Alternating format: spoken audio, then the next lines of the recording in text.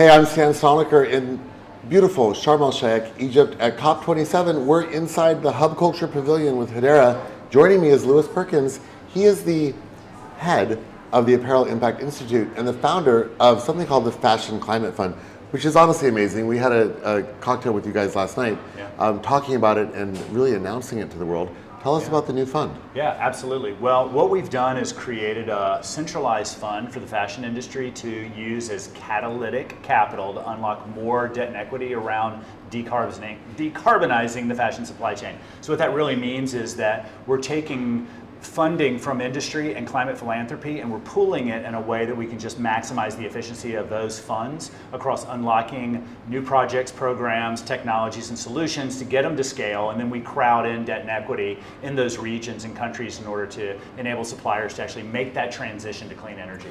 For the layman among us, is this big numbers? It's yes and no. It's the biggest numbers I think we've seen in this industry as an aggregate. So we're unlocking $2 billion in total debt and equity plus this capital, this $250 million fund we're building to align towards this goal. But we put out a report about a year ago with HSBC Bank and a group called Fashion for Good out of Amsterdam to do the size of the prize of how much is it actually going to cost the fashion industry to decarbonize its supply chain. And the spoiler alert is that the title of the report, Unlocking the $1 Trillion Opportunity, gives you the answer.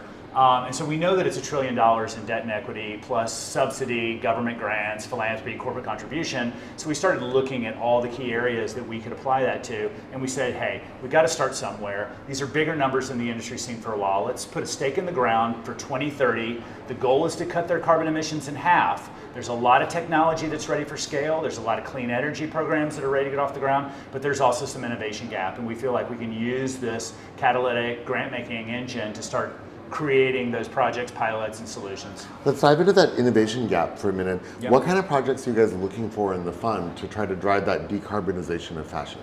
Great question. So, like I said, there's a lot of stuff that's just ready to scale. Clean energy, clean electricity, solar, renewable wind. Like we know what to do. We just have to get organized and project finance this work.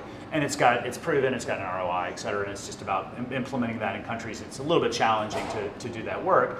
But the innovation gap in this industry really exists around where half the carbon is emitting, and that's in the wet processing of fabric. So basically, when we dye and finish fabric, we're actually having to use thermal heat to get the temperatures hot enough. You can't use solar or renewable forms of electricity to do that. You've actually got to have an on-site thermal heat source.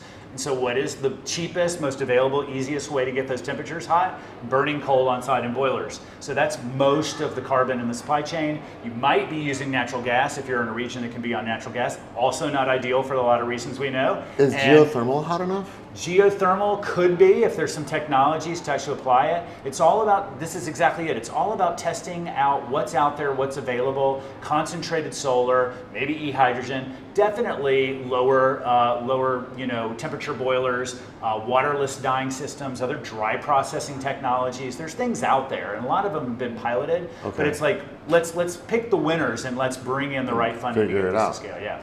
Fantastic. Well, good luck with the fund. And Thank you. I know that you guys have some great companies in it, Target, H&M. Who else has signed on for this project? Yeah, so the lead partners to the fund today are, as you mentioned, Target Corporation, H&M Group, Lululemon, and PVH, which is the parent company for Tommy Hilfiger and a whole suite of brands.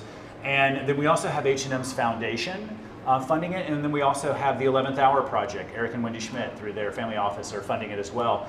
And we have a whole bunch of brand retailers teed up to join soon. Okay. We work with about 50 plus brand retailers on various projects. So fortunately, we've got the industry convened. It's now just a matter of getting them to really wake up to the amount of what it's going to cost to do this work and step it up. Cleaner, greener fashion coming from the Fashion Climate Fund. Thank you so much, Louis. Thanks, Dan. Great to have you here in Egypt. For Hub Culture, I'm Stan Stalnaker. Find more conversations online via YouTube, Instagram, and check out our podcast, The Hub Culture Chronicles, wherever you get your podcasts, with several special episodes coming at you live from COP27.